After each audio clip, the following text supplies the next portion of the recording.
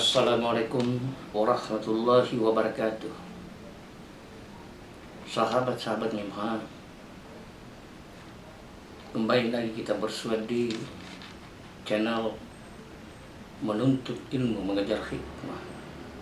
Kali ini kita berada di program podcast Ayat-Ayat Bicara. Ada beberapa pertanyaan sahabat-sahabat Mimha maupun dari netizen. Dan pertanyaan ini saya mengetik satu karena menurut saya ini adalah pertanyaan yang menarik dan kemungkinan besar pertanyaan ini adalah mewakili untuk seluruh umat manusia. Benarkah Tuhan dapat dilihat? Mari kita simak jawaban dari narasumber tetap kita.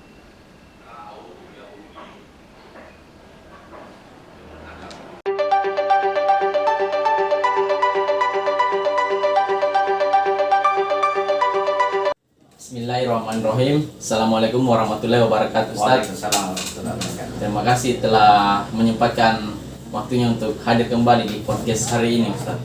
Seperti biasa, Ustaz, hari ini kita akan membahas lagi beberapa pertanyaan rangkuman yang kita ambil dari grup WA maupun dari komentar di channel YouTube kita, Ustaz ya.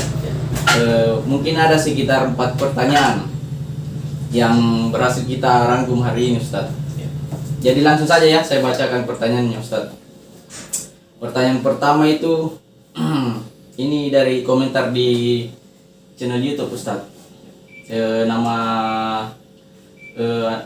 akunnya itu dia ada Gia. Pertanyaannya begini: ada kemungkinan tidak bagi manusia yang lain untuk bisa mi'raj? Terima kasih, Ustaz. Ada kemungkinan manusia yang lain Untuk mi'raj. bisa mi'raj. Jadi sebenarnya istilah mi'raj ini yang dicontohkan oleh Rasulullah sebenarnya itu adalah perjalanan kembali kepada Allah. Jadi sebelum kita diciptakan, Ya. itu kan pada awalnya dilakukan dulu perjumpaan, di situ ada perjanjian. Alastu birabbikum qalu bala syahidna. Dan itu dilakukan oleh setiap manusia yang akan diturunkan ke dunia. Jadi kalau seumpamanya untuk bisa kembali ke sana dalam kondisi seperti ini, ya itu namanya mi'raj.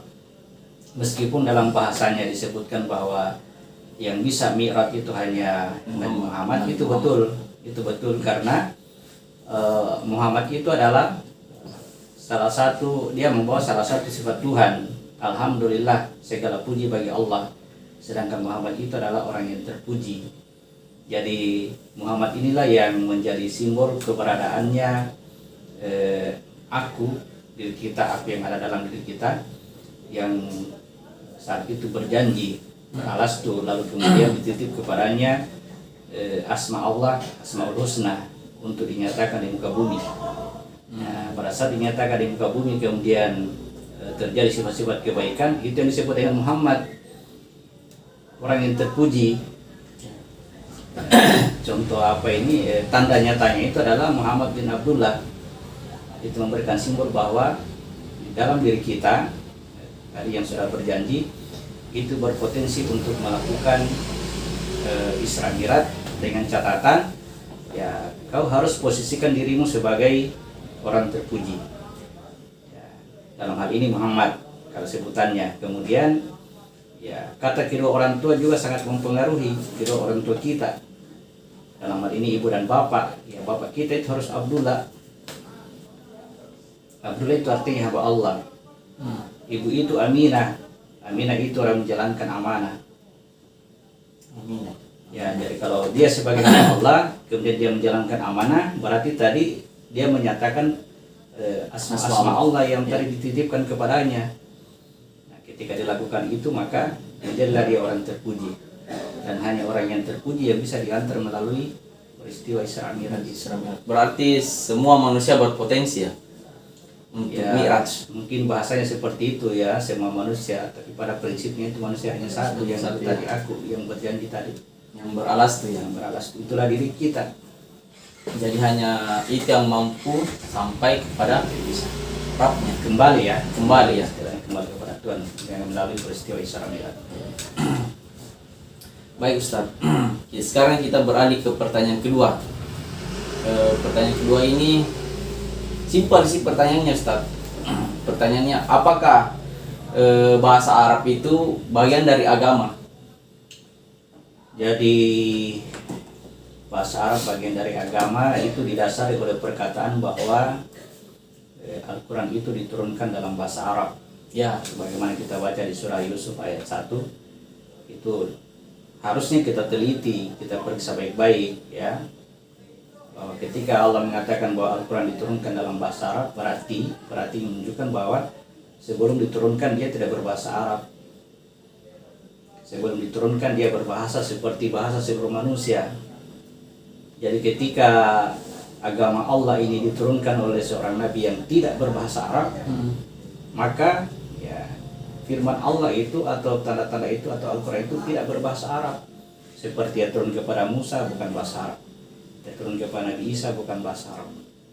Ini semua menjalankan agama dari Allah. Jadi belajar bahasa Arab untuk memahami Al-Quran itu boleh-boleh saja, ya. tetapi bukan jaminan bahwa ketika dia sudah pintar bahasa Arab maka dia memahami Al-Quran Atau memahami agama. memahami agama. Karena kenapa? Karena Al-Quran di zamannya Nabi Muhammad ya, Al-Quran diturunkan dalam bahasa Arab, tapi Muhammad diutus untuk membacakan Al-Quran. Diutus untuk membacakan Al-Quran. Ya. Ini kan sangat apa ya, kalau kita pikir harusnya tidak perlu dibacakan oleh Muhammad karena itu sudah berbahasa Arab. Mereka sendiri orang Arab.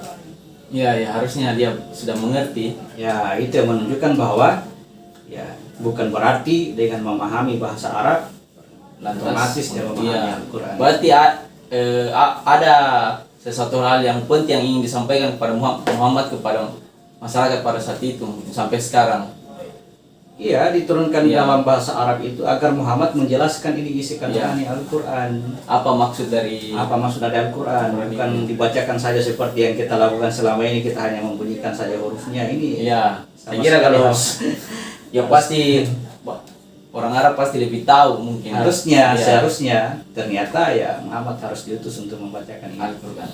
Kemudian dalam Al-Quran disinggung juga tentang waqalatil arabu amanna, berkatalah orang-orang Arab kami beriman. Nah, ini juga diterjemahkan al-Arabu itu Arab Badui. Padahal tidak, kata al-Arabu itu berkaitan dengan turunnya Al-Quran dalam bahasa Arab. Sehingga ya semua yang berkaitan dengan Arab ini ya Allah katakan, mereka mengatakan bahwa dia sudah beriman. Itu ada ayatnya, Ustaz. Surat 49 ayat 14. Coba kita buka dulu ya. Surah 49 Surah 49 ayat 14. Surah 49 Al-Hujarat ya. Ayat berapa Ustaz? 14. Orang-orang Arab Badui berkata, kami telah beriman. Katakanlah kepada mereka, kamu belum beriman, tetapi katakanlah kami telah tunduk dalam kurung Islam, karena iman belum masuk ke dalam hatimu. Dan jika kamu taat kepada Allah dan Rasulnya, Dia tidak akan menguranginya sedikit pun pahala amalmu. Sungguh Allah Maha Pengampun, Maha Penyayang. Ya, jadi jauh sebelumnya Allah sudah mewanti-wanti bahwa ya dalam tanda kutip wanti-wanti bukan bahasa umum. Ya. Ini menunjukkan bahwa akan ada orang yang dalam tanda kutip ke Arab-Araban. Apakah dia orang Arab, apakah dia pintar bahasa Arab, apakah dia berpakaian seperti orang Arab, dia akan merasa bahwa dia sudah beriman. Ini padahal ini jebakan. Jadi beriman itu nanti ya, iman itu masuk ke dalam hati. Mulai kapan ini iman itu masuk ke dalam hati? Ya dijelaskan oleh ayat yang lain, surat 42 ayat 52 kita baca. Surah 42 ayat 52. 2 ayat 52 Asy-Syura. Dan demikianlah kami wahyukan kepadamu roh dengan perintah kami, Sebelumnya engkau tidak mengetahui apakah kitab Al-Quran dan apakah iman itu. Tetapi kami jadikan Al-Quran itu cahaya. Dengan itu kami memberi petunjuk siapa yang kami kehendaki di antara hamba-hamba kami. Dan sungguh engkau benar-benar membimbing manusia kepada jalan yang lurus. Ya, jadi sebelumnya tidak tahu kitab, tidak tahu iman. Lalu Allah wahyukan kepadamu ruh. Kadzalika wahayna ilaika ruhan, diwahyukan ruh itu kepadamu. Nah, ruh ini dirubah menjadi nur, lalu nur itu masuk ke dalam kalbu. Jadi cahaya inilah yang masuk ke dalam kalbu, inilah yang disebut dengan iman. Nanti ini cahaya ini menerangi kalbu, maka mata bisa melihat, ya, telinga bisa mendengar, kalbu bisa memahami. Ya, sehingga dengan demikian ya dia bisa mengetahui Al-Quran, bisa mengetahui tanda-tanda dan sebagainya.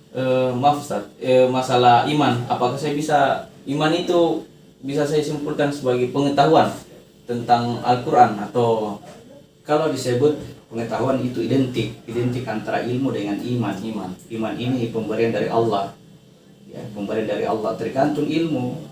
Karena orang beriman itu harus berpengetahuan. artinya sebelum iman itu memang harus mengetahui, maksudnya harus dikelola dulu, harus berpikir dulu begitu atau bagaimana untuk mendapatkan iman itu atau bagaimana? Ya, boleh memikirkan sesuatu untuk mendapatkan cahaya dari Allah, boleh. Anggaplah seumpama membaca Al-Quran, tapi membacanya diresapi apa maksudnya sambil difikirkan. Harus diketahui Iya. maknanya. Katakanlah begini, beriman kepada Allah. Beriman kepada Allah itu bukan hanya taklid bilang saya percaya adanya Allah. Tidak, Iya. kita mesti tahu.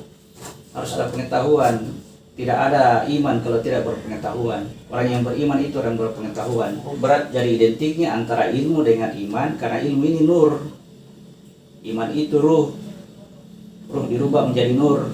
Nah, dua-duanya ini cahaya. Kalau cahaya ini masuk ke dalam kalbu, ya itulah yang masuk sebagai iman. Berarti berangkat dari pengetahuan dulu ya Ustaz? Pengetahuan dengan Ya. kemampuan memahami tanda, Ya. memperhatikan tanda, biasakan untuk melatih diri kita memperhatikan setiap tanda, libatkan akal, karena Allah murka itu kalau tidak pakai akal. Nah, di Iman situ itu atas izin Allah, Allah menimpakan kemurkaan terhadap orang yang tidak mempergunakan akal. itu yang penting sekali Ustaz, akal. Karena sekarang ini kan kita banyak melihat ini fenomena yang ya maksudnya untuk memahami agama itu ada sebagian memahami agama sampai kepada yang tidak bisa dipertanyakan, hanya untuk diimani saja begitu. Untuk setelah diimani ya sudah, tidak bisa berkat, maksudnya percaya saja begitu, tidak mesti ada pertanyaan lain yang Itu keluar. salah satu bentuk ketidaktahuan tentang iman. Iman itu bukan sebuah taklid buta. Iman itu didasari oleh pengetahuan. Iya. Iman kepada Allah karena kenal Allah. Iman kepada malaikat berarti dia kenal malaikat. Jadi tidak semudah dengan mengucapkan saya beriman kepada Allah, beriman kepada malaikat, dengan ucapan kita Iya. dianggap kita beriman. Inilah realita yang terjadi, itu diarahkan kita kepada sifat kearab-araban. Waqalatil arabu amanna. Orang-orang Arab itu akan mengatakan dunia beriman. Padahal tidak. Ini bahasa Allah, ini bahasa kebenaran, bahasa tidak diragukan. Hanya menjadikan kita merasa yakin dengan apa yang kita pakai sekarang, apa yang kita gunakan sekarang dalam bahasa Arabnya, pakaian Arabnya dan sebagainya, karena ya kita maknai kata Al-Arabu ini sebagai orang-orang Arab perkampungan atau orang Arab Badui. Ya. Padahal tidak seperti itu. Inilah kenyataan seperti inilah menjadikan kita merasa beriman. Padahal seharusnya sejatinya yang namanya iman itu adalah ketika Allah wahyukan kepada ruh itu dirubah menjadi nur, nur itu masuk ke dalam kalbu itu menerangi hati. Nah, ketika dia menerangi hati, baru dikatakan beriman. Karena hati kita akan mendapatkan cahaya dari ruh Al-Quran, lalu kemudian ya kalbu memimpin jasad, tapi karena kalbu diterangi oleh cahaya Al-Quran, maka jasad yang menerima cahaya ini akan melakukan sifat-sifat akhlakul karimah sebagaimana akhlaknya Rasulullah. Akhlaknya Rasulullah itu Al-Quran.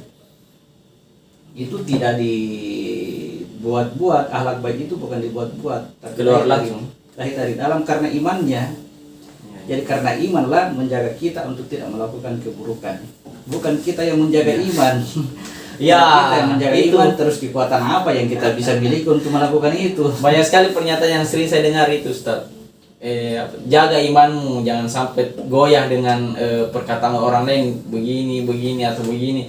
mendatangi tempat-tempat seperti ini karena jangan sampai imanmu terganggu atau semacamnya begitu. Jadi saya pikir wajar karena Allah sendiri katakan ya sebelum ruh ini masuk ke dalam hatimu kamu tidak tahu apa itu kitab dan apa itu iman. Jadi wajar-wajar saja kalau menganggap diri buat iman ya lalu mengawasi diri kita seperti tadi, jangan sampai imanmu goyah gara-gara ini. Padahal tidak, harusnya iman itu yang menjadikan saya tidak bisa pergi ke sana, tidak bisa melakukan ini karena ada iman. Kenapa itu iman? Karena itu tadi cahaya masuk ke dalam kalbu, menjadikan kalbu itu memimpin jasad untuk bisa melakukan akhlakul karimah, Perbuatan yang baik-baik. perbuatan yang baik. Kembali ke tadi bahwa Rasulullah itu ditugaskan membacakan Al-Quran, mungkin bisa dibaca juga dari surat ke-27. Ya, lebih bagus. Surah 27 27 ayat 90 dan 91. 90. An-Naml. Dan barang siapa membawa kejahatan, maka disungkurkanlah wajah mereka ke dalam neraka. Kami tidak Berapa itu? 90. Ya, 90. Saya teruskan Ustaz. Kami tidak diberi balasan, melainkan setimpal dengan apa yang telah kamu kerjakan. Ayat 91-nya. Aku Muhammad hanya diperintahkan menyembah Tuhan negeri ini, Mekah, yang dia telah menjadikan suci padanya dan segala sesuatu adalah miliknya. Dan aku diperintahkan agar aku termasuk orang muslim. 92-nya. Dan agar aku membacakan Al-Quran kepada manusia. Ya, jadi dari kata-kata ini, dari bahasa ini, Muhammad didatangkan untuk membacakan Al-Quran kepada manusia, kepada mereka yang ya, seharusnya kan tidak perlu dibacakan, cukup turun kepada Muhammad lalu diberikan kepada mereka. Ini baca, Ya, baca ini. ya. Kalaupun hanya untuk sekedar bahasa Arabnya ya. Kalau bahasa Arabnya saja, ya, ini berarti tadi dikatakan bahwa ya, bukan jaminan ketika kita sudah mengetahui bahasa Arab, sudah mengetahui asbabun nuzul, sudah mengetahui nahwu sarf yang disebutkan itu 16 persyaratan, saya kurang paham itu menunjukkan bahwa sudah paham Al-Quran, tidak. Ya. Pemahaman tentang Al-Quran ini adalah hidayah, adalah harus petunjuk dari Allah. Karena hanya Allah yang bisa mengajar kita Al-Quran. Jadi kita biar belajar di manapun ini, kalau bukan petunjuk dari Allah itu sangat sulit. Berarti penjelasan tentang itu adalah hidayah, Ustaz. Ya, itu tadi kembali bahwa kadzalika wahayna ilaika ruhan, demikian aku wahyukan kepadamu ruh. Ruh ini Al-Quran, ruh ini Isa, ya. Ruh ini Isa itu akan ruh Allah. Ketika dia masuk ke dalam hati kita, itu yang menjadikan kita paham terhadap Al-Quran. Sebelumnya tidak tahu apa itu iman, apa itu kitab. Nah, kalau ini masuk berarti saya mengerti, oh ini kitab ini begini. Kalau maaf Ustaz, saya bertanya sedikit. Kalau masalah gambaran hidayah itu seperti apa? Hidayah yang Allah ketika kita dalam keadaan zalim dan bodoh, ketika dalam keadaan tersesat, tiba-tiba ya kalau mungkin bahasa kiasannya lebih cantiknya itu adalah ketika kita dalam keadaan buta, begitu dibuka mata baru kelihatan, wah ini paling seperti orang yang Mencari jalan. apa ini nanti sudah melihat baru dia katakan dia sadari dirinya tadi saya buta.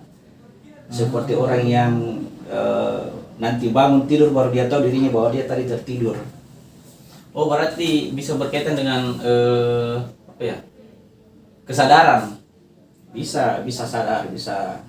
Jadi intinya begini, ketika kita menyadari diri berada pada jalur yang sesat, Ya. aku ini saya tidak tahu jalan, saya ini tidak berilmu, ya baru bisa dikasih hidayah, dikasih petunjuk. Intinya jangan posisikan diri pada Yang posisi- bagus-bagus. Ya, itu yang Menempatkan sendiri kepada hal-hal yang posisi pada positif, tingkatan yang ya. bagus, sudah beriman, sudah muslim, sudah berada di jalan yang lurus, sudah berilmu. Ini justru hijab yang menjadikan tadi hidayah dari Allah itu terhambat gara-gara itu. Tetapi kalau selalu kita datang kepada Allah itu merendahkan diri, saya ini tidak paham, saya tidak mengerti, saya tidak beriman, saya sesat, saya kafir. Tolongnya Allah. Berarti memang harus ditempatkan diri di tempat yang paling rendah sekali ya. Itulah kesadaran. Sadari diri bahwa kau berada di sini. Jadi selama berada pada posisi yang kita bilang Iya. tadi positif, sebenarnya belum bisa ada.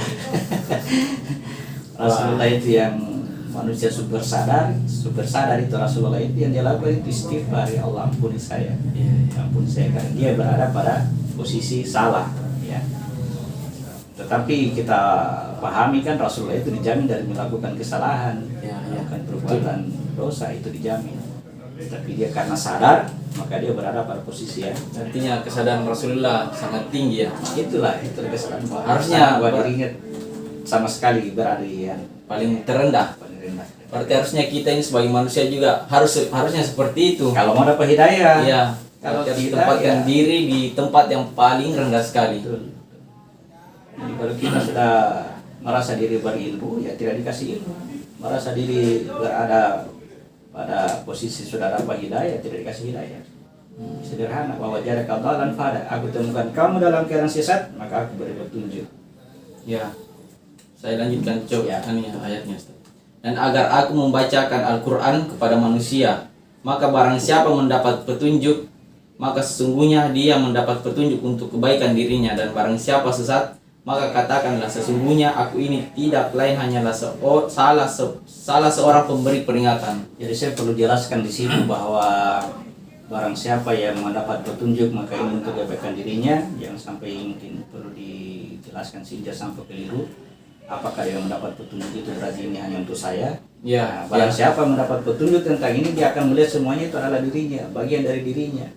Sehingga ketika seperti ini kita menyampaikan ilmu kepada orang lain, sejatinya bukan orang lain diajar. diri sendiri. Sejatinya kita memberikan itu untuk supaya kita mendapatkan itu ilmu tadi, manfaat dari ilmu tadi ada. Kebaikan ya. Ada Iya. kebaikan, sebagaimana kalau saya diberi harta kemudian saya menyumbangkan harta itu kepada orang miskin lain, semua, ya. saya punya manfaat dengan harta itu. Karena kalau saya simpan pada diriku sendiri itu tidak berguna. Jadi bukan berarti saya dapat petunjuk berarti tenang-tenang saja ini untuk diriku, bukan untuk orang. Tidak seperti itu, tidak ada lagi orang lain, itu baru dapat petunjuk. Tidak ada lagi orang lain, semua adalah diriku sendiri. Berarti selalu memikirkan diri sendiri, maksudnya begitu. Untuk kepentingan diri, untuk kepentingan kita diri menolong sendiri. orang itu untuk kepentingan diri. Kita memberi makan orang lain itu untuk kepentingan diri. Kita mau apa ya, kita ya, Rasulullah juga diajarkan seperti bukan kamu yang berpetunjuk tetapi Allah. Artinya Muhammad itu hanya menyampaikan. Ya. Kemudian ada lagi lanjutannya mungkin surah 41 ayat 44. Surah 41 ayat 44. Surah 41 Ayat 44. ayat 44 Fusilat. Dan sekiranya Al-Quran kami jadikan sebagai bacaan dalam bahasa selain bahasa Arab, niscaya mereka mengatakan, mengapa tidak dijelaskan ayat-ayatnya? Apakah patut Al-Quran dalam bahasa selain bahasa Arab sedang Rasul orang Arab? Katakanlah, Al-Quran adalah petunjuk dan penyembuh bagi orang-orang yang beriman, dan orang-orang yang tidak beriman pada telinga mereka ada sumbatan, dan Al-Quran itu merupakan kegelapan bagi mereka. Mereka itu seperti orang-orang yang dipanggil dari tempat yang jauh. Ya. Jadi Rasulullah berbahasa Arab. Yang diturunkanlah Al-Quran itu dalam bahasa Arab. Kenapa? Karena Rasulnya orang Arab. Seandainya itu Al-Quran itu diturunkan dalam bahasa Indonesia, terus kita orang Indonesia ini akan membacanya, kita akan bertanya ini maksudnya apa? Ini maksudnya apa? Ya. Padahal sudah bahasa Indonesia. Padahal kita sudah membaca terjemahan dalam bahasa Indonesia. Bukan berarti kita sudah mengerti. Iya. Ya, harus ada yang membacakan tentang ini, apa maksudnya ini, apa maksudnya. Nah, itulah perlunya kita kaji lagi Al-Quran untuk bisa mencari pemahaman di dalamnya sampai kita ketemukan bahwa yang bisa membacakan Al-Quran ini adalah Rasul yang Allah utus kepada kita, dan Rasul itu datang dari diri kita sendiri. Jadi setiap orang sebenarnya punya potensi, punya kemampuan, bisa memiliki kemampuan untuk bisa memahami Al-Quran. Ya. Tentu dengan keyakinan bahwa pertama Allah itu mengajar. Ya, Allah mengajarkan Al-Quran. Bacalah dengan nama Tuhan yang menciptakan, pada ujung terakhir itu Dialah mengajarkan manusia apa yang tidak diketahuinya. Yang mengajarkan manusia dengan perantaraan kalam. Kemudian Ar-Rahman alam Al-Quran. Ar-Rahman itu yang mengajarkan Al-Quran. Kalau insan alamahul bayan, dia menciptakan manusia dan mengajarkan penjelasan tentang Al-Quran itu. Al-Bayan itu. Al-Bayan. Jadi kita tidak ragu dengan ini bahwa Allah itu mengajarkan manusia tentang Al-Quran. Lalu kemudian ya ada yang ditugaskan untuk membacakan Al-Quran itu namanya Rasul. Ya, Rasul itu datangnya dari dirimu, kerja Rasul min anfus, yang ditugaskan untuk membacakan kitab kepadamu dan mengajarkan apa yang kau tidak ketahui. Ini saja, yakin atau tidak. Kalau tidak yakin ya seperti tadi kita akan mempersulit diri kita dengan aturan-aturan yang sama sekali Allah dan Rasul itu tidak pernah Ya. buat begitu. Seperti ada perkataan bahwa ada beberapa persyaratan untuk bisa memahami Al-Quran sampai ada 16 macam. Sebenarnya kita persulit diri. Ya, yang harusnya hanya dibaca dan diresapi. Ada aturannya, Allah Iya. sendiri yang ajarkan cara bacamu seperti ini. Nggak perlu tergesa-gesa. Jangan tergesa-gesa baca Iya. Al-Quran, Allah yang akan membacakan kepadamu, kan begitu ya. Iya, iya. Sebelum kamu selesai diwahyukan, jangan terburu-buru untuk membacakannya. Selesaikan dulu wahyunya, baca dulu semua. Bukan berarti bilang kita menerima wahyu seperti Nabi, Ya. tidak. Rasul itu yang mengajarkan kepada kita tentang Al-Quran itu sendiri. Ikuti aturan Al-Quran. Coba ya, kita buka surah 41 ayat surat 54 ayat Surah 12. 54.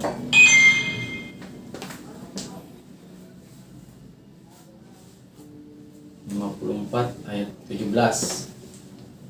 Dan sungguh kami telah mudahkan Al-Quran untuk peringatan, maka adakah orang yang mau mengambil pelajaran? Ya, Al-Quran mudah. Pertanyaannya ada tidak yang mau belajar?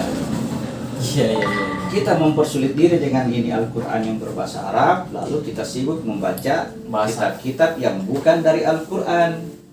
Kita membaca buku karangannya orang, kita masukkan dalam hati apa yang diucapkan oleh orang. Kadang-kadang kita berpikir, Masya Allah ini kok suara Tuhan, firman Tuhan, kenapa ini yang bukan dimasukkan ke dalam hati kita?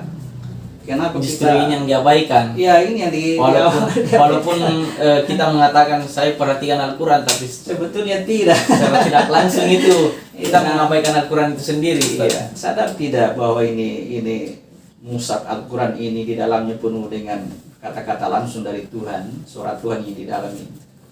Ini suara manusia, kita lebih ikutin petunjuk ini, saya harus begini-begini, sementara ini kita baca bahasa Arabnya tanpa mengerti, ya kita buka ini. Ini Iya. yang petunjuk, bukan ini. Jadi seakan-akan Al-Quran itu sebagai hanya penunjang atau untuk Ya buku-buku syukur-syukur yang- kalau dikatakan penunjang, kalau biasanya untuk dibaca kemudian dihafal sesudah itu tidak diambil maknanya, ya luar biasa. Inilah bentuk dari... Kalau dibaca seperti itu, bagaimana untuk diamalkan Al-Quran itu? Ya bagaimana bisa diamalkan? Mengetahui saja tidak. Yang diamalkan itu pesan-pesan dari orang lain, dari manusia Iya, iya, biasa iya. yang tentu ya belum ada jaminan bahwa orang inilah yang akan menjadi penolong bagi kita. Tidak ada jaminan. Tidak ada jaminan bahwa dia selamat. Itu mungkin perlu disadari oleh setiap kita bahwa ketika kita diturunkan ke dunia ini, meskipun dalam keadaan zalim dan bodoh, Allah janjikan akan datang kepadamu petunjuk, dalam hal ini Al-Quran. Barang siapa mendapatkan petunjuk ini, yang mengikuti petunjuk ini, tidak perlu ragu dan bersedih hati. Perlu ragu bersedih hati. Nah, pertanyaannya itu tadi singkat sekali tapi jawabannya Persoalannya umum karena Ya. ini sudah menjadi hal yang sangat kita juga dulu sebelum ini sudah ya, jadi ini sudah sangat tertanam sangat kuat mungkin Ustaz. sudah dalam tanda kutip Iya. biasa disebut doktrin. Iya. Kita didoktrin untuk bisa tanpa kita sadari sebenarnya kita dijauhkan dari Al-Quran. Tanpa disadari harus sadari cepat itu. Sadari cepat. Sadari cepat. Ya. Harus sadari. Al-Quran ini suara Tuhan. Inilah suara yang akan connect dengan hati kita. Iya. Tentu ya gunakanlah bahasa kita. Kalau kita tidak mengerti bahasa Arab ya carilah yang terjemahan. Iya.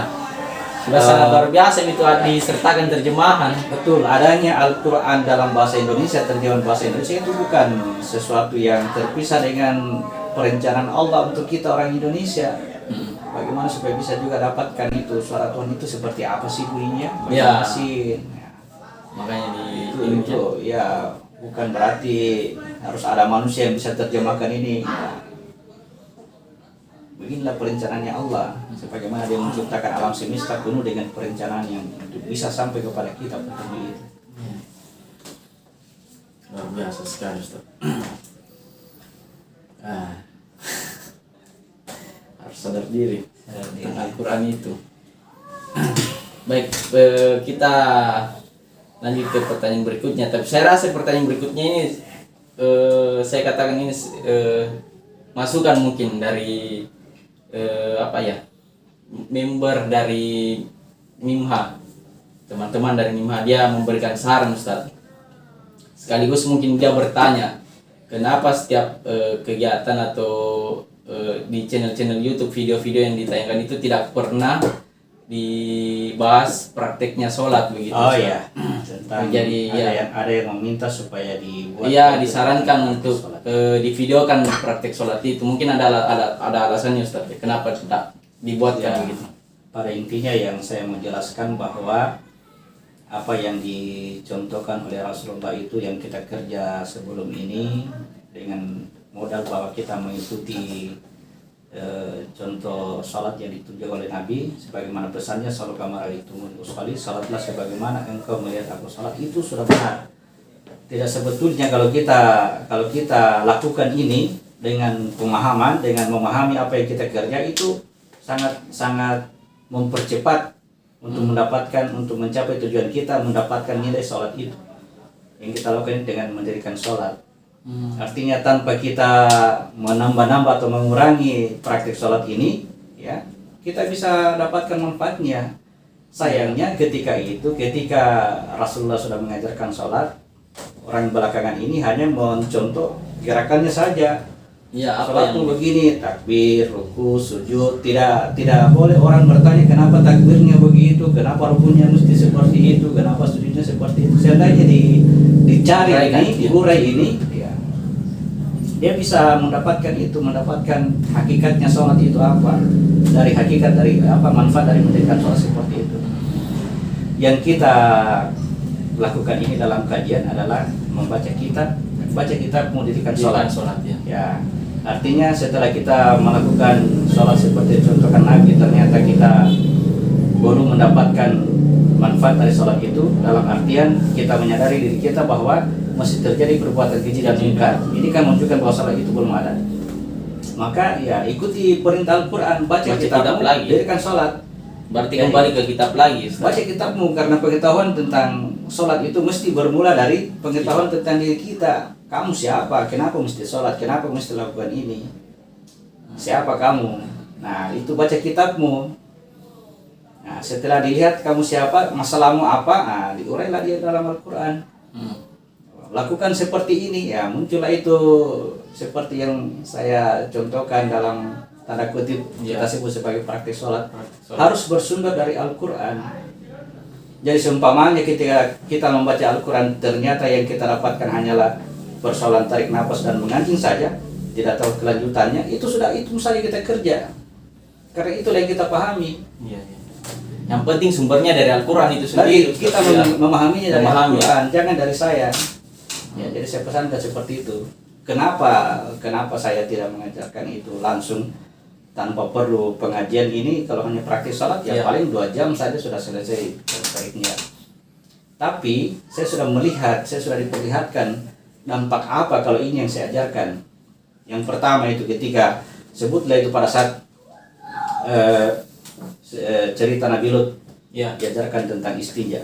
Ketika terjadi pergerakan di sini dari sulbi, kalau tidak didasari Al-Quran, ini akan membahayakan ini pergerakan ini. Membahayakan. Yang pertama diisyaratkan bahwa pergerakan ini akan terjadi sebelum matahari terbit. Ini kode apa maksudnya matahari terbit? Artinya kalau ini bergerak mesti ada penerangannya, harus ada matahari, harus ada kita ikuti. Harus ada yang diterangi. Harus ikuti matahari. Karena kalau tidak, ini bisa pada fase yang kedua, itu pada fase Ibrahim akan terbawa menjadi dua versi. Ikut kepada kaumnya Ibrahim, menjadikan itu anak muda terbakar oleh api, atau ikut petunjuk sehingga menjadikan api itu padam. Harus ada Al-Qurannya, harus paham Al-Quran.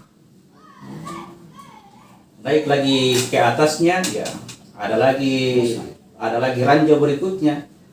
Ranjaunya Nabi Daud akan berperang Talut dengan Jalut. Kalau tidak datang Isa, tidak ini Talut akan terbunuh oleh Jalut. Talut ini akan kalah. Artinya kekuatan hawa nafsu akan bertambah besar. Kalau tidak mengerti ini Isa ini Al-Quran, Isa ini firman.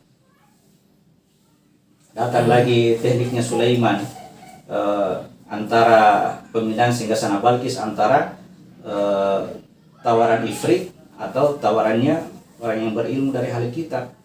Mm. Ya, kalau tidak memahami Al-Quran pasti ikutin ifrit.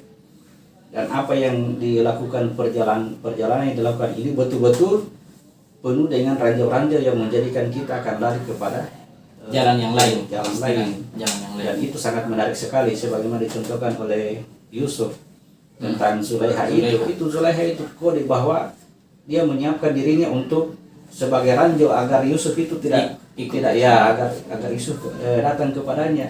Jadi kalau bukan petunjuk dari Allah itu Yusuf sudah tertarik. Bagaimana bisa ini Yusuf tidak ada keinginannya untuk datang kepada wanita, tapi ini wanita menawarkan dirinya. Ini wanita adalah bagian dari harta rampasan perang dalam perjalanan keluarnya titik terendah untuk bisa naik ke titik atas dalam praktik sholat. Maksud dari wanita itu ya. Kapan tidak ikuti Al-Quran, berhadapan dengan ini pasti lolos gitu. Pasti mau kita ke belakang, kita lihat sejarah perjalanan kita belajar di belakang ini, kita itu sangat tertarik kepada pelajaran-pelajaran yang menjadikan kita itu lebih daripada orang lain, lebih hebat, lebih Artinya jago. sesuatu yang mesti yang ada yang aneh yang iya. tidak dilakukan oleh manusia biasa. Itu yang bisa ditonjolkan sama diri. Ya, jadi kalau tidak diikuti dengan Al-Quran, raja-raja ini akan mengikuti kita. Makanya ya selayaknya adalah dahulukan dengan membaca kitab. Baca kitabmu, petunjuknya Al-Quran, setelah itu praktik, baru ada praktik sholatnya.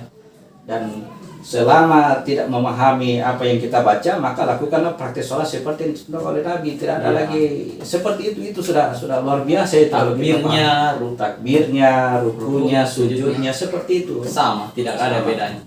Nah, nanti ya akan diberikan ilmu oleh Al-Quran. Terserah kita Apa maksud dari itu semua Al-Quran. ya? Supaya ya kita pahami ini kenapa mesti ada salat seperti itu, kenapa Nabi mengajarkan seperti itu, petunjuknya ada di Al-Quran. Berarti kembali lagi ke kitab ya, baca dulu kitab. Baca kitab. Ranjau-ranjau terlalu banyak untuk bisa kalau mungkin ke depannya ini selesai mungkin di zaman ini, di zaman kita ini, di zaman katakanlah 100 tahun ke depan, orang sudah mulai memahami lagi ini tentang praktek sholat ternyata seperti ini, tiba-tiba saja ada orang yang mengajarkan hanya praktiknya saja, tarik nafas, mengancing, lepaskan, baca ini kemudian menelan dan seterusnya, diajarkan ini sangat berbahaya sekali. Suatu ketika akan hilang lagi ini kekuatannya Al-Quran, akan lebih besar kepada kekuatan hawa nafsu. Jadi bersabar saja. Yang terpenting itu adalah lebih baik kita belajar untuk bisa memahami di mana lari-larinya ini Al-Quran. Ya, pada diri kita. Pada diri kita lari kemana ini, apa maksudnya ini, lebih bagus itu. Supaya yang kita inginkan juga itu adalah petunjuk langsung dari Allah. Dan dengan sering membaca Al-Quran itu, yang pertama itu kita bisa mengetahui apa masalah kita. Ya. Terus diberikan petunjuk pada Tuhan untuk memecahkan masalah kita pribadi ya. Ya. Barulah kita kerjakan sholat. Masalahnya itu yang pertama itu. Ya. Yang saya sembah ini sebenarnya siapa? Itu dulu. Apakah tauhid saya sudah lurus atau bagaimana? Ya. Itu pentingnya baca kitab Ustaz ya. Jadi itu alasannya Ustaz ya, kenapa tidak divideokan praktik sholatnya terus bagaimana ya. Kembali ke Al-Quran lagi. Mungkin artinya ke depannya itu tadi saya katakan, meskipun ini saya tidak videokan ini, pada akhirnya nanti orang akan mengetahui bahwa teknik sholat yang saya dapatkan dari Al-Quran ini begini modelnya. Nah, ini orang ke depannya hanya mengerjakan saja teknik sholatnya, tidak membaca kitabnya, ini saya katakan berbahaya. Jangan sampai mulai keliru ya nanti. Bukan keliru, dia akan diajak kepada jalur kiri yang saya katakan tadi. Begitu menemukan anak muda, ya dibawalah itu anak muda kepada kesombongan itu, kiasannya itu api. Kalau bukan tauhid pasti sombong, pasti dia punya kehebatan, pasti punya ilmu yang tidak dimiliki oleh manusia biasa, dan itu dia akan menjadikan kebanggaan. Dan realitanya memang barangkali ya tanda kutip banyak sekali yang perguruan-perguruan yang mengatasnamakan Al-Quran kemudian mengajarkan yang seperti itu. Luar biasa itu kalau kita lihat dari Al-Quran yang sekarang distilahkan orang seperti ilmu keluar dari diri, itu disebut sebagai ilmunya para wali. Wah, betul-betul wah ini. Padahal Al-Quran larang. Jadi sebenarnya ilmu-ilmu seperti itu sebenarnya ada Ustaz, ya ada. Ya, Al-Quran sudah dijelaskan. tidak disalahkan, cuman jangan lari ke situnya. Disinilah penyimpangannya. Ya. Kalau keluar dari titik terendah berjalan menuju kepada Tuhan, banyak sekali ranjau. Salah satunya itu semua. Yang disebutkan seandainya dari awal diuji dengan kesulitan, dia gampang sekali dia berhasil Ya. mengatasi ujian, tapi ketika diuji dengan kelebihan, sudah dia akan gagal, otomatis gagal. Bayangkan manusia setingkat Nabi Yusuf itu, ya, sebenarnya dia sudah tertarik juga kepada Zulaikha, dan itu sangat lumrah, sangat ya, kalau bukan petunjuk ada melihat tanda dari Tuhan, nah, masih cerita. Berarti harus disadari cepat lagi ya Ustaz. Harus berpegang teguh kepada Al-Quran, berpegang teguh dengan Al-Quran. Artinya kalau tidak sesuai dengan Al-Quran ya ambil kerja. Kalau ada larangan Al-Quran tinggalkan, ya itu dulu. Sederhanakan dulu, kerjakan apa yang dicontohkan Nabi, kemudian ya baca pengetahuan dari Al-Quran. Tentu ya dengan rumus tadi, mohon hidayah dari Allah, mohon petunjuk. Baik Ustaz, kita beralih ke pertanyaan terakhir Ustaz ya. Mungkin ini adalah pertanyaan terakhir. Pertanyaannya begini, kenapa Allah itu tidak kelihatan? Dan apakah benar para nabi-nabi itu tidak pernah bertemu atau berjumpa dengan Allah, termasuk Muhammad? Allah tidak kelihatan. Kalau dibahasakan sebenarnya tidak ada yang bisa melihat Tuhan. Iya. Para nabi dikatakan termasuk Nabi Muhammad tidak pernah melihat Tuhan, betul. Itu betul sekali. Karena alasannya kenapa? Karena yang bisa melihat Tuhan ini, atau katakanlah mata yang bisa melihat Tuhan adalah matanya Tuhan. Tidak boleh ada mata lain yang bisa melihat Tuhan. Kenapa? Karena Tuhan itu tidak boleh punya sekutu. Tuhan itu berdiri sendiri. Tidak ada sesuatu di dekatnya. Makanya tidak ada mata yang bisa melihat Tuhan kecuali matanya Tuhan. Nah, tentang seorang hamba yang Allah suka, yang Allah sayangi, ya Allah akan bunuh dia. Allah akan membunuh, dengan tanda kutip, membunuh orang itu. Sehingga ya, lalu kemudian ini hamba yang disayang, lalu Allah gantikan dirinya itu dengan, jadi kata Allah, hambaku sayangkan kubunuh, lalu dirinya kugantikan dengan diriku. Sehingga ya penglihatannya adalah penglihatanku, pendengarannya adalah pendengaranku, bahkan dirinya adalah diriku. Jadi hanya yang begini yang bisa melihat Tuhan. Jadi apakah dilihat dengan mata kasar? ya. Yang bisa menjadikan Tuhan itu terlihat adalah pengetahuan. Artinya kita akan mencapai suatu pengetahuan yang meyakinkan bahwa saya melihat Tuhan. Iya. Karena kenapa? Karena saya diberikan mata oleh Dia, dan itu adalah matanya, bukan mataku. Jadi kalau kita mengingkari tentang ini, maka sangat mustahil bagi kita untuk berserah diri kepada Tuhan. Yang namanya berserah diri kepada Tuhan berarti siap mati. Karena mendekat ke Tuhan berarti mati, tidak boleh ada sekutu bagi Tuhan. Berarti para nabi-nabi dahulu benar dia berjumpa dengan Tuhan. Tidak boleh ada nabi berjumpa, tidak boleh ada itu tadi. Kalau sebut berjumpa, lagi istilahnya berjumpa dalam keadaan tidak melihat. Ini kita bahas dulu tentang melihat. Nabi-nabi tidak boleh melihat Tuhan, malaikat tidak boleh lihat Tuhan. Yang bisa lihat Tuhan itu hanya Tuhan.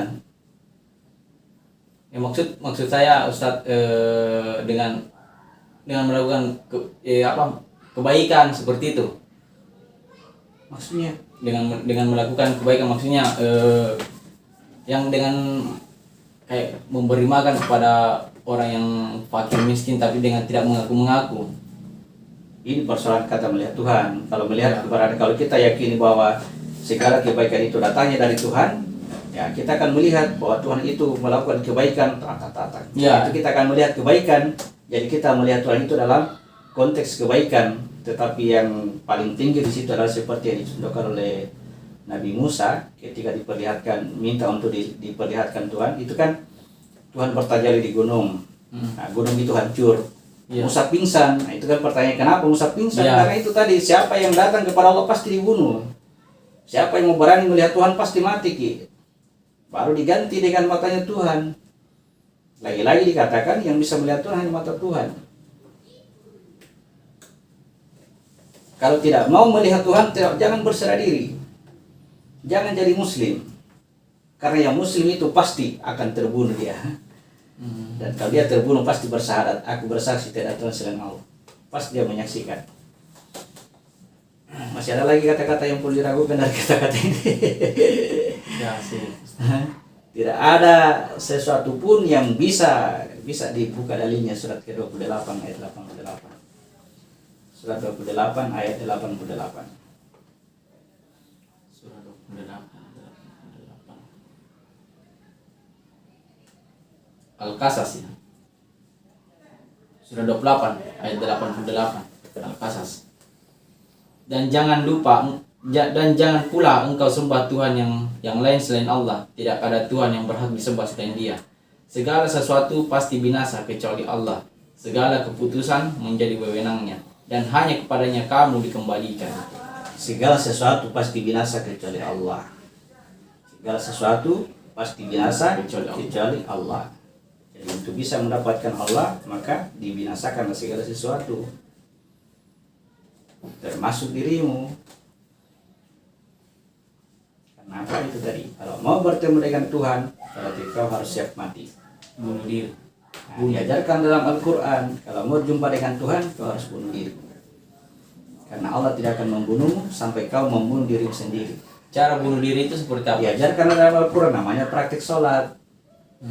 Ya, melakukan teknik ini, terbitkan matahari dari barat berarti kematian. Sholat itu perjumpaan dengan Tuhan. Siapa yang berjumpa dengan Tuhan pasti dibunuh, pasti mati, pasti pingsan kalau Musa. Apakah pada saat pingsan itu Musa melihat Tuhan? Tidak boleh Musa melihat Tuhan. Musa tidak boleh lihat Tuhan. Yang bisa lihat Tuhan itu hanya matanya Tuhan. Tuhan itu sendiri. Nah, dalam hal ini kalau ketika Musa terbunuh kemudian Tuhan menggantikan dirinya Musa dengan dirinya, pasti dia lihat. Jadi bagaimana anggapan itu tentang Rasulullah yang Isra Mi'raj sampai berjumpa dengan Tuhan itu, Ustaz? Bagaimana apakah kondisinya dia itu bersamaan dengan jasadnya? Kan pendapat umumnya kan berbeda, Ustaz. Ada yang mengatakan Rasulullah Isra Mi'raj itu ikut dengan jasadnya, ada sebagian yang mengatakan mungkin ruhnya atau apalah itu mungkin. Ya, jadi kalau perjumpaan Rasulullah dengan Tuhan ketika peristiwa Isra Mi'raj, ya, nanti setelah sampai ke puncaknya, ke puncak pertemuannya dia melihat Tuhan, barulah dia sadar bahwa sejak dari awal dia sebenarnya dia sudah bersama-sama dengan Tuhan. Dalam tanda kutip artian bukan dua subjek, dua objek nggak bisa. Salah satu dia baru sadar bahwa ternyata dari awal memang dia sudah jumpa. Jadi ketika Mi'raj terbukalah hijab itu bahwa ya, Allah itu menguasai segala sesuatu, Allah itu meliputi semuanya. Meliputi segala sesuatu. Ya, yang menjadikan kita tidak bisa menyaksikan dalam tanda kutip ini adalah kesombongan kita sendiri. Makanya selalu dikatakan Allah itu akbar, Allah itu maha besar. Jangan disombong maksudnya. Kalau tidak sombong pasti tidak Tuhan. Karena orang yang tidak sombong, ya itu yang disayang oleh Tuhan. Berarti itu kesombongan hijab yang besar juga ya, Ustaz. Hijab yang besar. besar ya. Sombong itu hijab besar. Makanya dalam kejadian Musa ingin melihat Tuhan, itu maksudnya ketika gunung itu hancur, itu artinya kesombongannya Musa itu habis. Iya. Kesombongannya habis, maka dia akan ya, tidak berdaya. Ketika tidak berdaya, saat itulah dia digantikan sendiri oleh dirinya Tuhan, tanda kutip dirinya Tuhan. Karena memang perbincangan tentang Tuhan ini ya antara ya boleh saya katakan dilematis, karena kapan salah memahami akan keliru selama-lamanya. Ini persoalan akidah. Tapi kalau betul cara memahaminya dalam hal ini ya apa yang keluar di mulut ini adalah bahasa perumpamaan, bahasa kiasan. Dicerna, dipikirkan, dihayati, ya baru nilai kebenarannya bisa ditemukan. Saya katakan tadi melihat Tuhan itu dilihat sampai kepada dilihat dengan pengetahuan.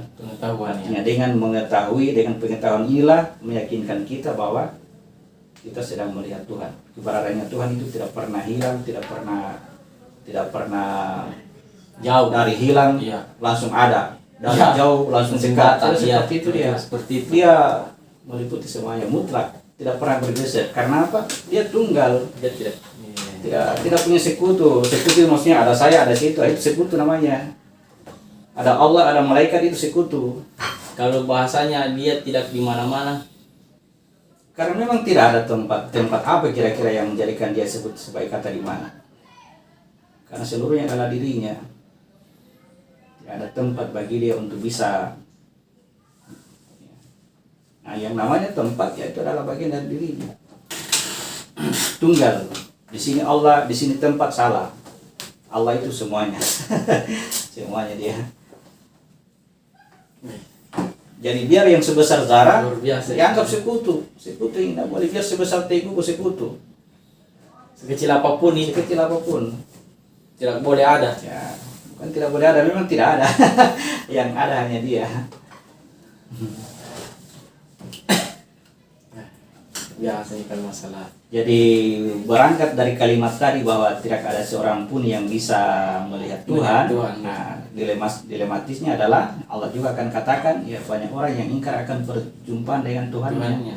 Jadi kapan tidak dasar keilmuannya tidak sampai kepada kemampuan untuk melihat Tuhan, maka selamanya kita akan ingkar perjumpaan dengan Tuhan. Seperti yang kita singgung tadi. Ketika Allah menampakkan dirinya dalam bentuk sosok yang melakukan kebaikan, Ya. kita anggap seakan-akan ada Tuhan lain yang lakukan ini. Karena kebaikan itu selalu dari Tuhan.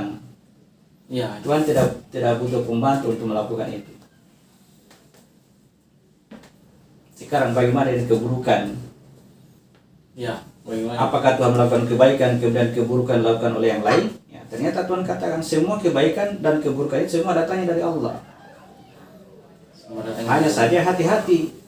Ketika kita melakukan kebaikan itu datang dari Allah. Tapi kalau melakukan keburukan, nah itu kena hukum. Allah akan datang karena kita melakukan keburukan itu. Datang kepada diri dari kita. Dari diri sendiri.